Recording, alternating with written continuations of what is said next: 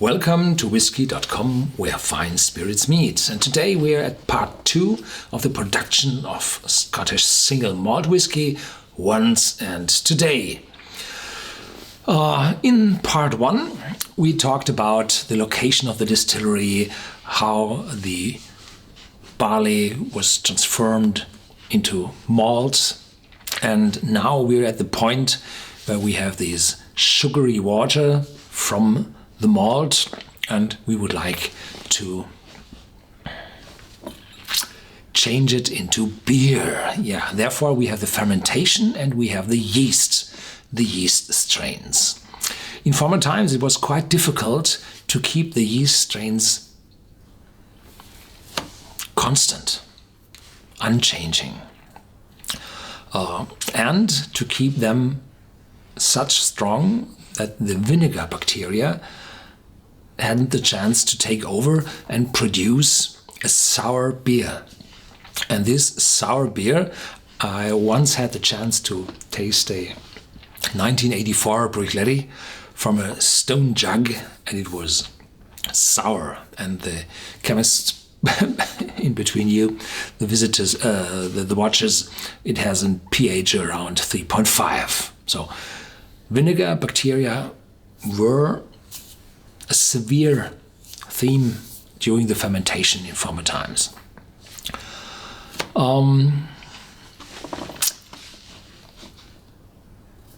Why?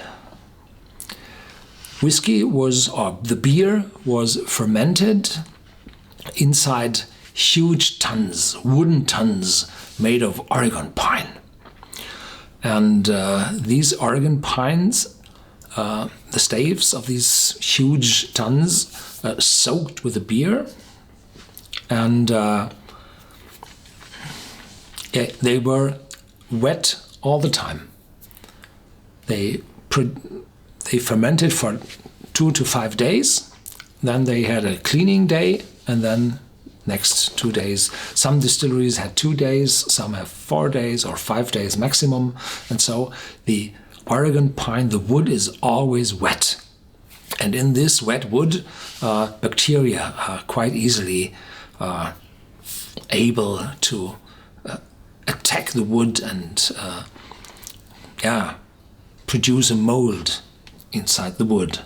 And then the bacteria have a place where they stay and grow, and then the beer turns into vinegar. Well,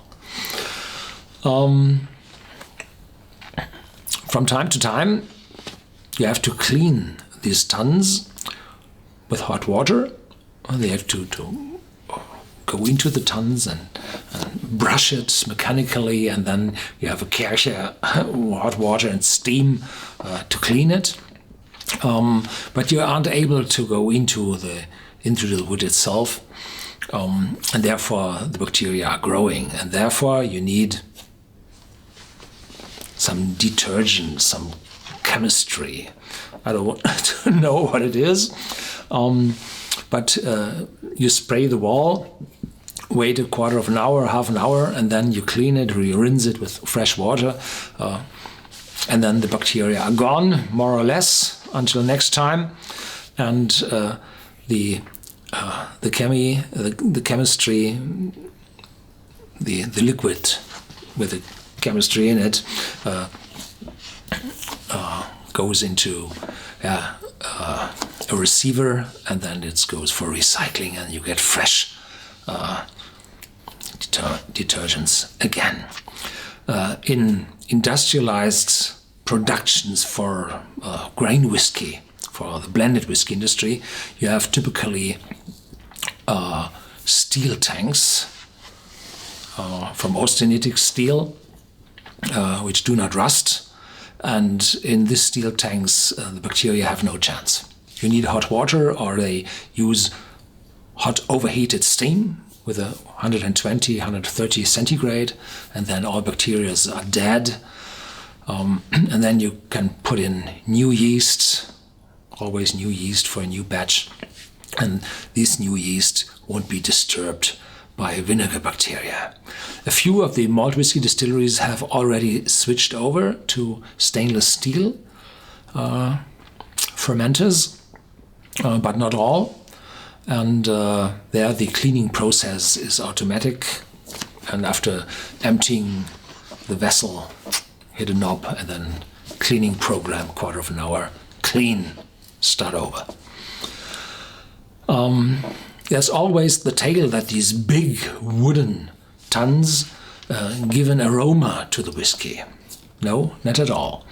Small casks give a lot of aroma to whiskey, and the bigger the casks become, the less aroma is transferred into the whiskey, because per liter content there is less wall.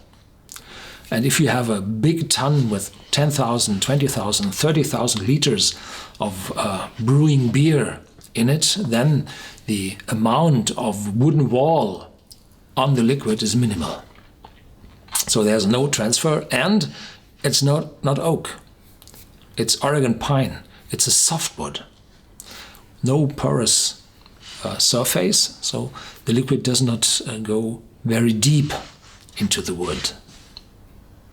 So there's no transfer, but it goes deep enough for the bacteria. Bad luck. The pot stills have cleaning equipment also, and there are two different kind of pot stills. The first pot stills are heated from below. In the former times you did it by coal fire, and then the regulations of the European Community said, well, there is fine dust, respirable dust in this firing, in the hot air from the firing, and you're no longer allowed, you need filters. And those filters are very, very expensive. And they said, no, we stop with the coal.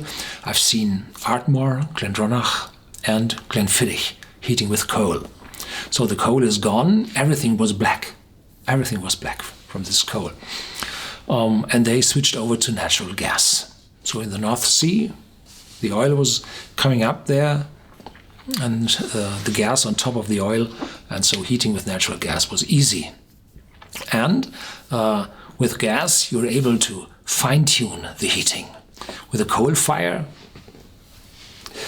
if you put too much coal in it, open the vent too much, then it's boiling over, and this boiling over brings all those the dirt into the condensers, and you need a cleaning. It takes half a day or a complete day to clean a condenser. It's awful work. So they put a shovel of soap into the liquid. You're doing a distillation, the soap stays behind. A curd soap, no perfumes in it, and the whiskey goes over. But when you put the soap in, 1-2 shovels, I've seen it from times in the 1990s. I've seen sacks with soap in it. And you heat it even with the soap too much, then the soap went over. And then people said, whiskey I don't like, it's so smell of soap in it. It was true. Today with the gas firing, the regulation, the control is much better. So there is no longer soap needed. The soap was for the surface tension of the liquid. If you put soap in it, then the surface tension goes away and the boiling isn't so strong. The second way of heating the stills is by hot steam or hot water. Then you have a coil inside the pot still, or steam cylinders closed, that the steam is not putting water into the whiskey or into the wort or in the intermediate wines, the low wines. So it's closed circuit, but hot steam, and you can regulate it quite good to keep the boiling process inside the still very constant. And this hot steam is made with a boiler house and a chimney. And in former times, hot steam you needed for the heating of the of the mash tun was also done with a coal fire and all dirt, all black. So, and today you need, you have light fuel oil. So there is controlled combustion in that, like in your household, where the fine dust values are very, very low. So heating, producing the steam with light fuel oil is quite efficient and clean. Yeah, you need an awful lot of energy, so using renewable energy is not very feasible inside a distillery. It might come sometime. Yeah, there are plants which burn the residue from the mash tun. They get biofuel, but this residue from the mash tuns contain minerals and fat, and those go as cattle feed. So you burn cattle feed in these renewable energy plants. Yeah, question of ethics. Production process changed a lot, and in former times people had to climb into the still with a brush and cleaning the still from the pot ale, the residue from distillation. And this pot ale was very aggressive and poisonous. So more than one died inside a pot still. Today you have always two working at a pot still. You have a rope tearing the man out if he gets a blackout. So things changed there also, and during the normal production with the automatic cleaning equipment, there's no need any longer to go inside the still, only if you have to repair something. The casks, filling the raw whiskey into casks, that changed a lot. There's an extra video for that. I forgot the condensers. When you boil inside the pot stills and the alcoholic vapors go over, they have to be condensed. And in former times there had been a copper coil inside a tub, a wooden tub, and there was water flowing into the wooden tub and into the river, and the steams, the vapor, alcohol vapor, goes through the worm and was collected in the spirit receiver, and you need an awful lot of water for cooling those vapors. Today you have condensers, industrial condensers, most often standing inside the still house. And that's a problem, because you cool inside a warm still house, you need more water for cooling.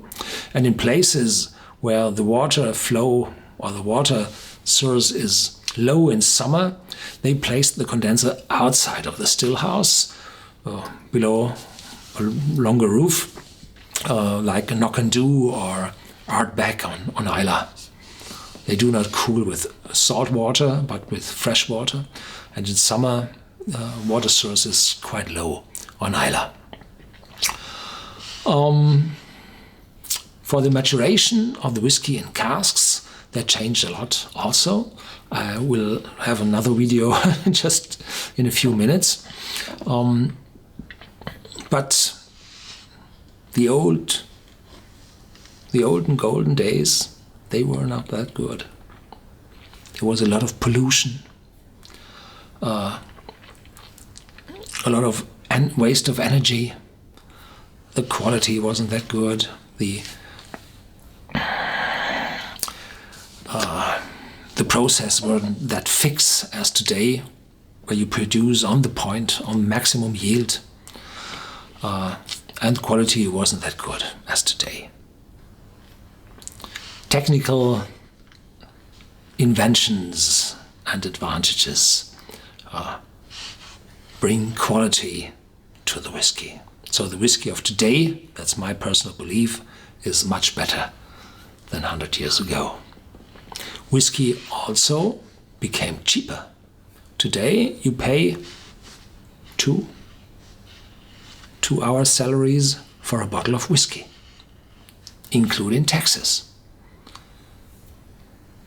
a few decades or 100 years ago, the amount of money compared to your hourly wages was much, much higher for a bottle of whiskey.